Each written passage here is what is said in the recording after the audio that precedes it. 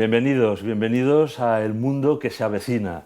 Estamos finalizando el bloque de la defensa de la vida humana, ¿no? La defensa de la vida en general.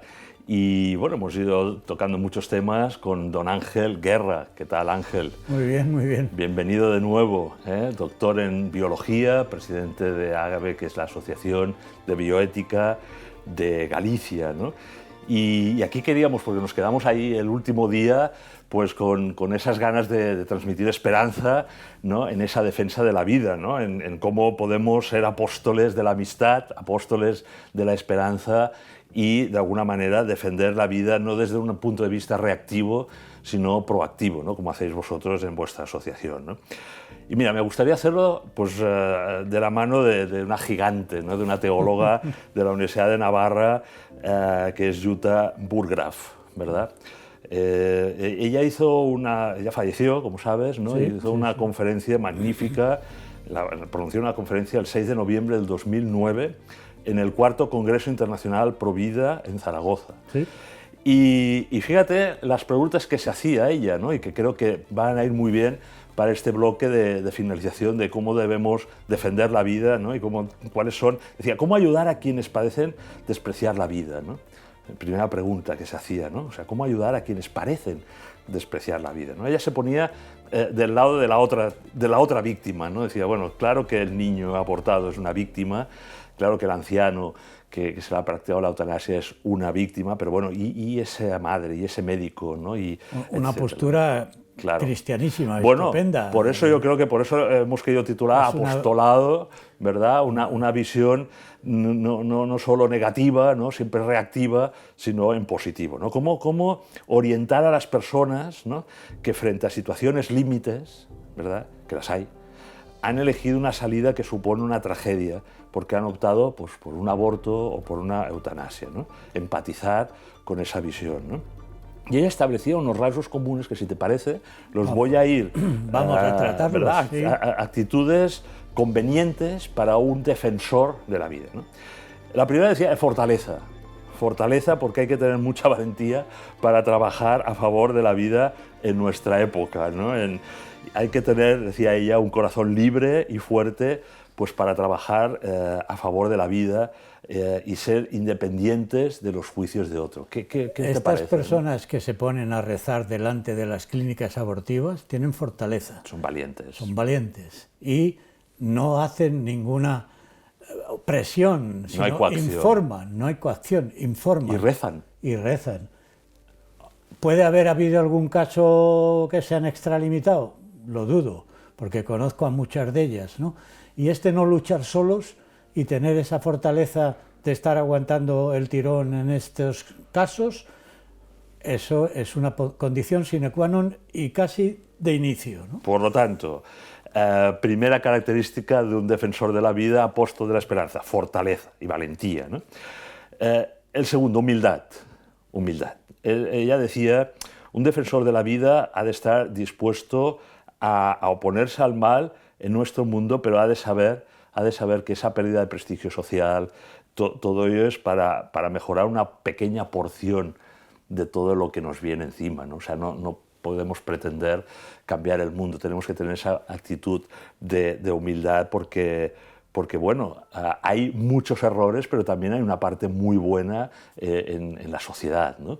Y por tanto reconocer, no ser altivos, no ser orgullosos, no creer que nosotros somos los que estamos solo transmitiendo la verdad, pero sí saberla defender con humildad, ¿no?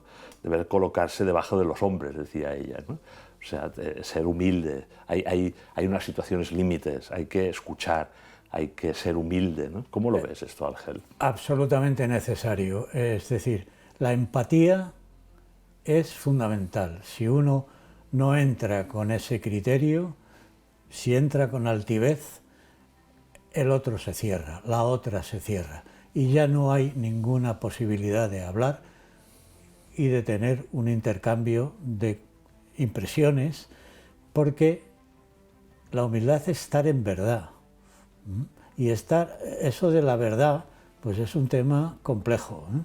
Y es un tema con muchas aristas, y hay que ser muy consciente de que uno no tiene todas las soluciones. Y eso es otra de las condiciones importantes, ¿no? Entrar con ese sentido de yo no lo sé todo, yo no lo puedo todo, yo no soy capaz. No puedo abordar todo, ¿no? Es un poco, ella decía, como Santa Teresa, ¿no? La Madre Teresa, ¿no? Que decía, bueno, yo estoy en un océano, ¿no? De la pobreza, soy muy humilde y por tanto soy como una gota. No, en esto de la humildad también es tener un poco de conciencia de que detrás está una providencia, que es efectivamente la que hace las cosas. Uno pone un granito, muy bien, y en ese granito que se apoye la providencia, que sí que es omnipotente. Efectivamente. Mira, tercera característica, saber escuchar, ¿no? Decía ella, hay que tener una capacidad de acogida, de escucha al otro, ¿no? No podemos entrar ante personas heridas con reproches, ¿no? Así de bote pronto, con enfados, ¿no? Y no identificar a la persona con su obra, ¿no? A veces lo hemos comentado también antes cuando estábamos preparando algún capítulo, ¿no? De, bueno, una cosa es la persona, ¿no? Y la otra son sus acciones, ¿no? Erróneas, de pecado, si tú quieres, ¿no? Por lo tanto, saber escuchar y saber acoger.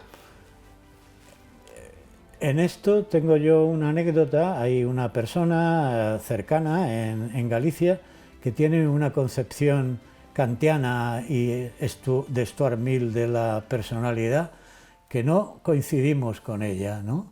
Sin embargo, nos entendemos perfectamente. Y esta persona, además con un catedrático de Filosofía del Derecho de Valencia, le hablé de ella y me dijo, es un magnífico profesional, nos entendemos muy bien, aunque filosóficamente no estemos de acuerdo. No estemos de acuerdo. Siguiente característica, ¿no? La comprensión. Ser solidario con el otro, ¿no? Sobre todo cuando son culpables, porque claro, es muy fácil ser solidario con alguien que piensa igual que tú, ¿no? Pero cuando están sometidos al desaliento, ¿no? A la angustia, al fracaso, ¿no? Y que la única liberación verdadera es aquella que toca el corazón y que mueve a cambiarlo, ¿no? A través también de la gracia, y gracias a esa providencia que tú comentabas con la gracia de Dios, ¿no? Es preciso que cada uno muchas veces necesita ese amor, aunque no lo merezca, ¿no? Aunque no lo merezca, ¿no? La caridad está más en comprender que en ayudar a veces físicamente o económicamente. Por eso dice la comprensión. La caridad a veces está más en comprender que en esa ayuda. Comprender es ponerse en el lugar del otro. Y fíjate, dice, comprender es tener la firme convicción de que cada persona, independientemente de todo el mal que haya hecho, es un ser humano capaz también de hacer el bien, ¿no? Efectivamente, y ya si tienes fe, que es un hijo de Dios. Efectivamente, ¿no? Y que muchas veces existen esas personas que saben dar cariño y esperanza, por tanto estos son los apóstoles realmente, no cabe duda, de esa defensa de la vida, ¿no? Y muchas veces lo sabemos identificar, ¿no? Porque nos dan bienestar, ¿no? En nuestro entorno, ¿no? Se está a gusto al lado de ellos. Se está a gusto al lado de ellos, ¿no? Vamos avanzando, porque el tiempo siempre es un enemigo, ¿no? Pero son ideas muy creativas y sí, muy interesantes. Bueno, no son mías, ¿eh? Ya ves que las estoy tomando Yuta era muy lista. De esta gran teóloga, ¿no? Ser capaz para la amistad, tú ya lo has empezado a comentar, ¿no? O sea, si deseamos que el otro se desprenda del error, ¿no? que nos de alguna manera enseñe, ¿no? su error, su maldad, su equivocación, se abra a nosotros, a nuestra ayuda, a nuestros conocimientos, ¿no? Es preciso, decía Yuta, de entrar en una relación amistosa para que después acepte los consejos con confianza, ¿no? Aquí hay un criterio. ¿Cuándo se es verdaderamente amigo de una persona? Cuando hay confidencia. Cuando cuentas cosas tuyas íntimas y él te cuenta, o ella, cosas suyas íntimas. Y la amistad está basada en que hay una correspondencia y tú nunca enjuicias, no juzgas y desde luego no le fallas. Estás ahí con fidelidad. Eso es fundamental. Pues ese es el consejo que da, ¿no? Y de ese apostolado de la amistad, ¿verdad? Es tan bonito, ¿no? Venga, más, ¿eh? Una condición imprescindible es, para aventurarse en la vida de otros, ¿no? es estar también en paz con uno mismo, ¿no? Si uno no está en paz con uno mismo, difícilmente podrá transmitir esa serenidad y paz para dar consejo, para dar acompañamiento, ¿no? Bueno, esto es un principio básico, pero de cualquier ciencia, y que uno no da lo que no tiene. Uno no da lo que no tiene.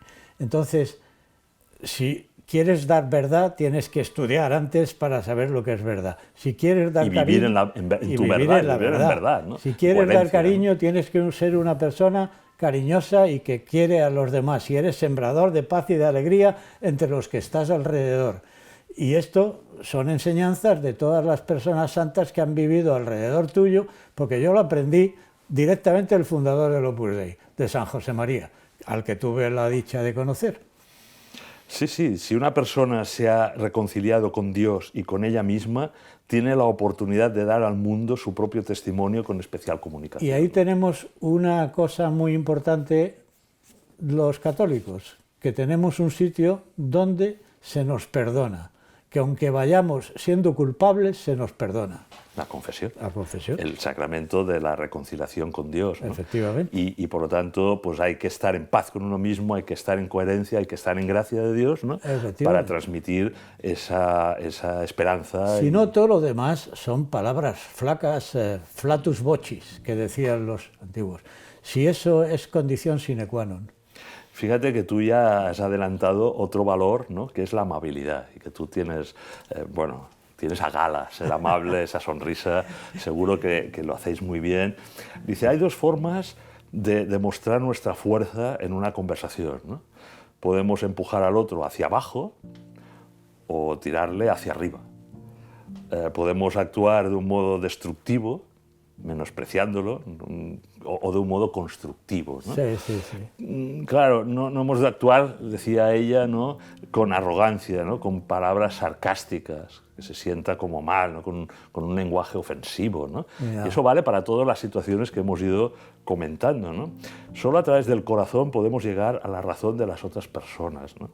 La suavidad es más poderosa que la furia, ¿no? El que ama da algo de sí mismo, de su propia vida, de lo que está vivo en él y comparte con otro las heridas, ¿no? Se gana más con una dedada de miel que con una de hiel, decía Santa Teresa. Qué bueno, ¿no? O sea, la amabilidad. Una dedada de miel hace muchas cosas y una dedada de hiel, distancia. Pero eso, fíjate tú, ¿no? O sea, cuando se defiende la vida, ¿no? Que a veces son debates agrios, que siempre estamos ahí con cara de pepinillo, ¿no? Sí, no, pero un cristiano triste es un triste cristiano, ¿eh? O sea, la alegría es una consecuencia fundamental de que vas por buen camino. Si estás triste a pesar de todos los pesares, porque hay muchos pesares, si estás triste, incluso con sufrimiento físico, es que no tienes, en el fondo, sentido sobrenatural de la vida. Claro, pero cuando esto sucede, en un caso de los que hemos comentado antes, ¿no? Un aborto y tal, en tu propia familia, ¿no? Alguien que quieres y que ves que está en el error, ¿no? Desde tu punto de vista, a veces cuesta, ¿no? Mantener esa amabilidad, ¿no? Es muy costoso, es muy costoso. ¿Tú te has encontrado? Sí, sí, sí, no, bueno, y plantearse, voy a ir a ver a esta persona, voy a estar en este acto con ella, sí. Y decir, claro que sí, ahora es cuando más lo necesita. Pero transmitiendo la verdad, que es otra... Esto sí, claro, eso, no pactar con... Exactamente, esto también... No pactar. Fíjate lo que nos comenta esta magnífica teóloga, ¿no? Para elevar al otro a una verdad constructiva, conviene que profundicemos en la relación positiva que ya existe entre nosotros. Esto es un poco lo que comentábamos de la amistad, ¿no? Pero claro, es importante ver lo bueno en el otro, ¿sí? Pero también no llamar bien a lo que está mal. Claro, ¿no? No llamar verdad a lo que es mentira. Claro. No, claro, esto es evidente, ¿no? Si no estás... No pactar con una cierta sensiblería que hay hoy en día, ¿verdad? Sino que, bueno, tú le amas, tú le quieres a esa persona, eres su amigo. Precisamente porque le quieres en la verdad. Y le quieres en la... Le quieres en la verdad, ¿no? Y hablar con sello personal para dar argumentos a favor de la vida. Eso es importante, ¿eh? Porque si uno está hablando de teorías, el testimonio personal y el anécdotas personales que a uno le han recorrido mueve más que argumentos fríos que pueden ser tremendamente racionales e intelectuales, pero no mueven tanto, por lo menos tal y como está constituido en estos momentos la mayoría de las relaciones sociales, el testimonio personal, eso se ve inmediatamente, ¿no? Se ve inmediatamente. Tienes casos, ejemplos que nos quieras un poco compartir, ¿no? Sí, sí, bueno, lo que pasa es que son familiares, ¿no? Vamos a ver, el tema de que se casaba un sobrino mío de una manera que a mí no me gustaba, porque no era por la iglesia y todo esto, y entonces mi hermana me dice, pero tú que escribes bien, ¿por qué no le escribes una poesía y por qué no le haces un rato agradable? Y le escribí una cosa muy simpática, sin pactar con lo que a mí no me gustaba, que era un matrimonio que no estaba por la iglesia, que no era sacramento, pero diciéndole, te casas con una mujer estupenda, lo habéis hecho muy bien, Dios quiera que en el futuro lleguéis a esta otra situación. Y esto, por lo menos en aquella ocasión, surtió muy buen efecto, ¿no? Claro, dice también Judy que es conveniente y necesario dar a conocer la propia identidad, no esconderse, ¿no? Es decir, no solo tratar esa verdad, sino ir de una forma transparente, ¿no? Yo soy católico, yo lo veo así, me parece que esto está mal, creo que no es el camino adecuado que tienes que ir, pero de alguna manera sin crear un ambiente de confusión, ¿no? Porque eso no ayuda a nadie, ¿no? El pactar, el camuflar nuestra defensa de la vida, nuestra visión clara sobre estos temas que hemos ido tratando, ¿no? Esto, no sé. Si uno estudia un poco los primeros cristianos y el testimonio de los primeros cristianos, en los Hechos de los Apóstoles, o San Irineo, San Clemente Romano, todos estos que se batieron el cobre en una sociedad pagana, aprende muchísimo de esto. Cómo estas personas discutían, hablaban, pero mantenían siempre el caliú, el rescoldo de un cariño y una amistad. Nunca despedían a nadie de manera intempestiva, ¿no?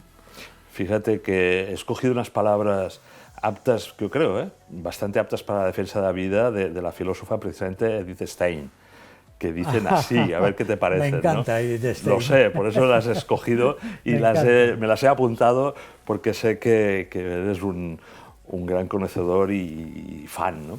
Dice, no aceptéis como verdad nada que carezca de amor y no aceptéis como amor nada que carezca de verdad. El uno sin el otro se convierte en una mentira destructiva. Es sabia, esta definición es sabia. Efectivamente, la caridad sin verdad no es caridad. Benedicto XVI. Sí, señor. Y la verdad sin amor tampoco es verdad.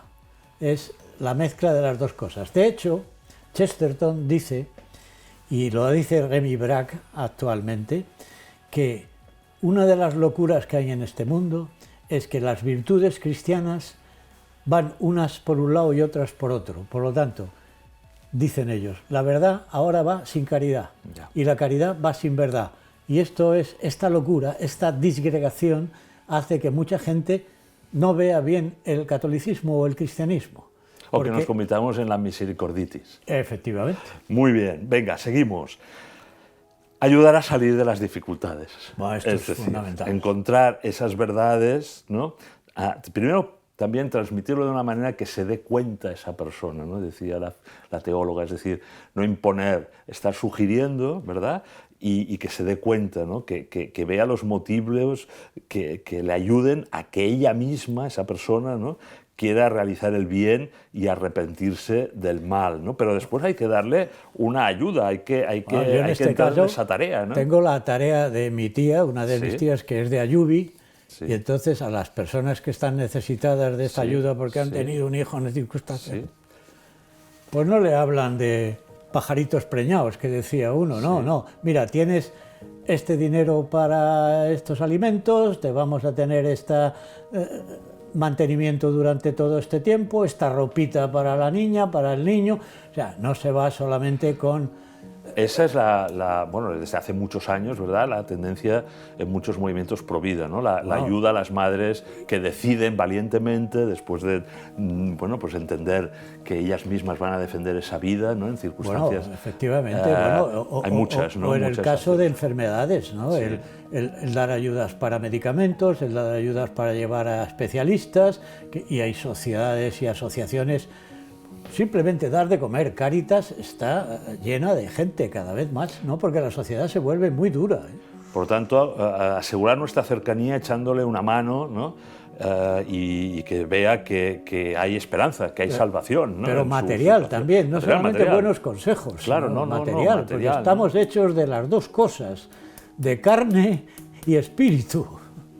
Y transmitirle un poco esa esperanza que siempre en el mundo que se avecina, ¿no? Y casi siempre en el último capítulo pues queremos hacer despertar, ¿no? Despertar la ilusión por la vida, ¿verdad? Hacer que las personas no caigan en ese derrotismo, en esa depresión que muchas veces pues la propia sociedad, muy nihilista, muy desesperanzada, ¿no? De desencanto del ser humano, pues está llevando a estas ideologías que hemos descrito, ¿no? Yo creo que un buen amigo pues anima con esa luz y con esa esperanza, aunque la noche y las situaciones sean muy oscuras. Y hablábamos antes de las personas jóvenes, que son fundamentales, Sí. pero muchas personas que se jubilan reciben muchísima ayuda animándolas a que participen en todo esto que estamos hablando, ¿no? Porque salen de sí mismos y encuentran sitios, lugares, ideas con las que vuelven a ser jóvenes, ¿no? Esto rejuvenece a la gente. Por tanto, fíjate, vamos a intentar hacer una recapitulación, ¿no? El amor a la vida se expresa muchas veces en la valentía, en la fortaleza y en la justicia. Eso es. Y se muestra al mismo tiempo en la humildad, en la escucha y en la compasión, siempre defendiendo la verdad y, en el mejor de los casos, llegando a construir una auténtica amistad, ¿no? Bueno, esto es una frase redonda, ¿no? Yo lo resumiría en ser sembradores de paz y de alegría. Y queremos dar vida, ¿no? La nuestra, la de tantos, ¿no? que están en este momento en peligro material de perderla, ¿no?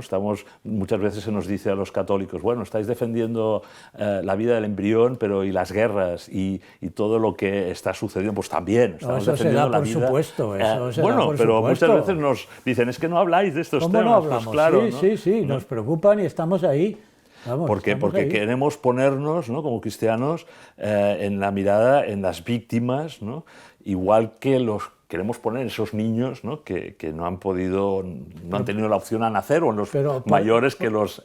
Por ejemplo, yo cuando oigo muchas veces las plegarias por la paz en Ucrania, Sí. no puedo olvidar que Ucrania ha sido el paraíso de la maternidad subrogada. Sin embargo, la Iglesia no dice que os Ya. den, porque habéis sido... No, no, señor, estamos pidiendo por la paz y el bienestar de esa nación, aunque durante mucho tiempo ha sido un nido de una práctica que, francamente, es bastante inmoral. Y por tanto, pues eso, ¿no? O sea, saber que sí, muchos ancianos que mueren antes de tiempo pues son víctimas, pero tú decías, y esos médicos, esas enfermeras, ¿no? Que para no estar en las listas negras, ¿no? de la objeción de conciencia, también son víctimas, ¿no? Eso lo están poniendo ahora de manifiesto a la asociación que pertenezco, algunas personas, y están sufriendo, ¿eh? Y hay que estar junto a ellos, porque el miedo es libre. Y cuando hay posibilidades de listas negras y sanciones de cualquier tipo, pues, y hay que ayudarlas a que no están solas, que sean valientes y que den el testimonio. Y alguna gente se arruga, desgraciadamente, ¿no? Pero bueno, también comprender, porque, hombre, son situaciones a veces complejas, ¿no? Pero bueno, con esa comunidad, ¿no? Con ese soporte también... Que se dé cuenta la gente de que no están solos, de que no luchan solos, ¿no? Y que para su debilidad está la fortaleza de otros. Sí, y además, ya termino, ¿no? Que esa verdad no se impone por la fuerza, ¿no? Sino que es la misma verdad la que se impone a sí misma, ¿no? Bueno, eso es fundamental, ¿no? Sí, es fundamental, porque lo otro sería una situación de injusticia. Y no se trata de imposiciones, se trata de que se convenza a través del testimonio, porque uno hace lo que dice. Y termino, porque se nos termina también el tiempo, tanto del capítulo como del programa, ¿no? Pero no tengo aquí apuntados para Pues que adelante, hayas visto adelante. que si no me pierdo, ¿no? Adelante. Para ser un buen defensor de la vida, ¿no? Ese apóstol de la esperanza a favor de la vida, ¿no? Tenía aquí apuntado, ¿no? Si un defensor de la vida se acostumbra a descubrir el núcleo bueno de todos los hombres y mujeres, ¿no? Y a realizar ese encuentro, ¿verdad?, con quien ha actuado mal, entonces aumentará incluso su propia vida, defensor más apto para amar y orientar, ¿no? Pensar alto, sentir hondo, hablar claro, que decía Antonio Machado, ¿no? Sí, sí, sí. Eso es muy importante, el buscar lo positivo en los demás, pero sobre todo darse cuenta de una cosa, Albert, que Dios es el Señor de la historia. Pues maestro Ángel Guerra, que te tuve cuando yo era chiquitín en colegio. Ahora el maestro eres tú. No, en mi colegio. Mira, te estoy súper agradecido por todas estas yo por esta oportunidad. Lecciones magistrales para ser buenos defensores de la vida, como tú has sido durante toda tu trayectoria, pues tanto sí, académica, docente. Hemos tratado. Y te agradezco muchísimo, porque yo creo que estos capítulos pues, harán mucho bien, y que los jóvenes van a apuntarse a ser apóstoles de la esperanza para la defensa de la vida con todas estas indicaciones. Bueno, ¿no? pues eso espero. Muchas gracias por la oportunidad que me habéis dado de hablar, y perdón por si he cometido alguna... Nada. Muchísimas gracias. Barbaridad. Muchas gracias, Ángel. Muchas gracias a vosotros, a ti sobre todo.